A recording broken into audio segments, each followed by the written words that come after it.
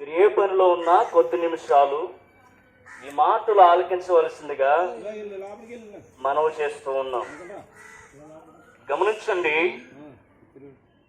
ప్రభువు యేసుక్రీస్తు వారి గురించి దేవుని పరిశుద్ధ గ్రంథమైన బైబిలు ఈ విధముగా సాక్ష్యమిస్తూ ఉన్నది. లోక పాపమును మోసుకుని పోవు దేవుని గొర్రెపిల్ల. అవునండి, సర్వ మానవాళిని తాము కలిగి ఉన్న పాపముల నుంచి, శాపముల నుంచి విమోచించి నిత్య మోక్ష రాజ్యములోనికి చేర్చుట నిమిత్తమై సర్వలోకమునకు దేవాది దేవుడు అనుగ్రహించిన దేవుని గొర్రెపిల్ల ప్రభువు యేసుక్రీస్తు వారు. అవును ప్రియులరా, ఆయన కాలము సంపూర్ణమైనప్పుడు కన్యక గర్భము గుండా నరవతారిగా యేసుక్రీస్తు వారు ఈ లోకంలోనికి దిగి వచ్చి ఉన్నాడు. అవును ప్రియులరా, ఆయన 33.5 సంవత్సరాలు జీవించి 3.5 సంవత్సరాలు మానవుల మధ్యన పరిచర్యను ఆయన చేశారు.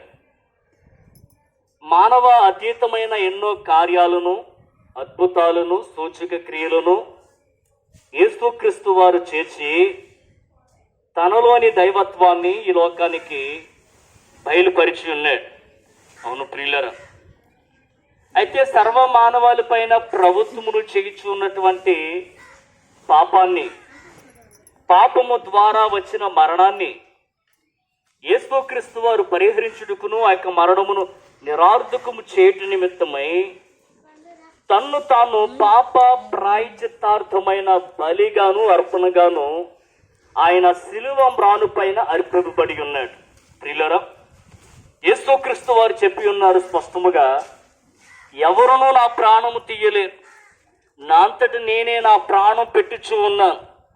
నా ప్రాణం పెట్టుటకును తిరిగి తీసుకున్నట్టుకును నాకు అధికారము కలదని యేసుక్రీస్తు వారు స్పష్టముగా చెప్పి ఉన్నారు. అవును ప్రియులరా, ఆయన సర్వ మానవాళి పాపములు పరిహరించుట నిమిత్తమై శిలువలో మరణించారు. ఆయన సమాధి చేయబడి తిరిగి సజీవునిగా మృతులలోంచి లేచి పరలోక రాజ్యానికి వెళ్ళి ఉన్నారు. ఈ మాటలు వింటున్న ప్రియ సహోదరి సహోదరుడా, దేవుని ప్రజలారా గమనించండి. యేసుక్రీస్తు వారు చెప్పి ఉన్నారు, నేనే పునరుద్ధానమును జీవమును, నా యందు విశ్వాసమునిచ్చిన వారు చనిపోయినను మరలా తిరిగి బ్రతుకుదురు, వారు నిత్య జీవాన్ని స్వతంత్రించుకుని సదా నాతో జీవించురని యేసుక్రీస్తు వారు స్పష్టముగా చెప్పి ఉన్నారు.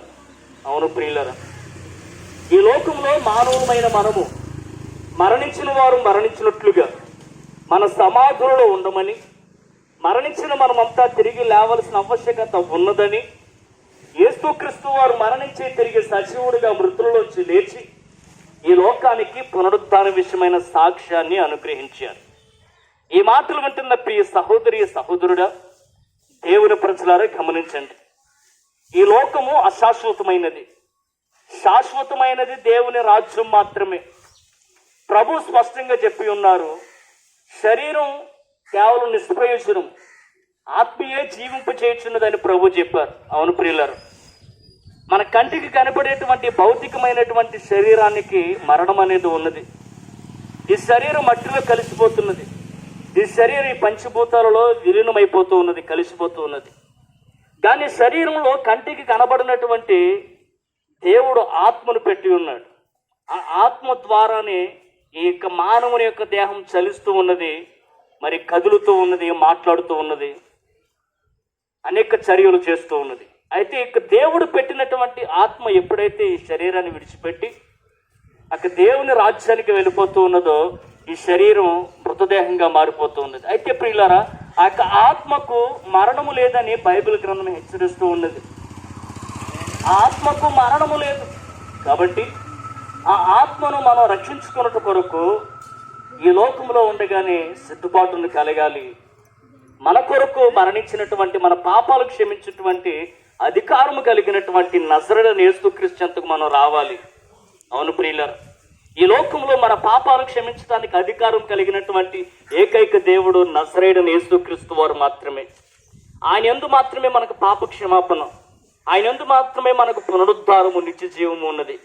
కాబట్టి ప్రియ సహోదరి సహోదరుడా, అశాశ్వతమైనటువంటి మరి లోకంలో మనం గుర్తించి శాశ్వతమైనటువంటి దేవుని రాజ్యంలోనికి చేరుట కొరకు మన సిద్ధపాటును కలిగి ఉండాలని ఈ కొద్ది మాటల్లో తెలియజేస్తూ ఉన్నాను. మన ప్రాంతం క్షేమం కొరకు ప్రార్థన చేసుకుందాం.